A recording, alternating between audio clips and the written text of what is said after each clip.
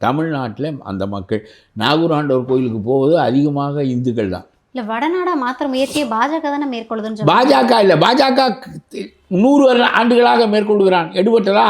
பாஜக மட்டும் அதை செய்தால் அவன் 10 பேர் ஏற்றி விட்டு போய்விடுவான். தீவம் மட்டும் ஏறி அணைந்து போய்விடும். இப்பொழுது நீ என்னை போல இந்த எல்லா மக்களையும் சமயம் கடந்து நாம் பார்க்க வேண்டும் என்று நினைக்கின்றவர்களே ஏன் முருகனுக்கு தீபம் ஏற்றினால் என்ன என்று நீ கருத வைத்தாய் என்றால், இந்த சாதாரணமான மக்களை எல்லாம் நீ ஒரு பக்கமாக திரட்டி விடுகிறாய் என்றால் பிளவு ஏற்படாதா என்று நான் கேட்கிறேன்.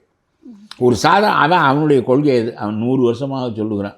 அவன் சொல்லுவதை சொல்லிவிட்டு போகட்டும் என்ன. ஆனால் அவன் சரியானதை சொல்லுகின்ற போது எடுபட்டு விடும். முருகன் கோயிலில் தீபம் ஏற்று என்று சொன்னால் நீ ஏற்றப்படாத தீபத்தை ஏற்றுவது நியாயம்தானே என்று ஒரு நீதிபதி சொல்லுவார். பிறகு அது ஏற்றப்பட்டு விட்டால் அது ஒன்றுமில்லாமல் போயிருக்கும். மறுநாள் காலை ஏற்றி விட்டோம் மலையில், இவன் மட்டும் குதித்து கொண்டிருப்பான். மற்றவனெல்லாம் சரி அது முருகன் கோயிலில் ஏற்றுவது இயற்கை தானே என்று இருப்பான். இப்பொழுது பாருங்கள், தர்கா இருக்கிறதாம், ஆகவே ஏற்றக்கூடாதான். இவர் இந்த ஸ்டாலின் சொல்லுகிறார். ஒரு முஸ்லீமும் சண்டைக்கு வரவில்லை. ஒரு முஸ்லீம் ஊரடங்கு சட்டம் போட்ட அன்று தெருவில் நாய் கூட தெரியவில்லை. பெருவாரியான மக்கள் திரண்டால் தானே நீ ஊரடங்கு சட்டம் போட வேண்டும்.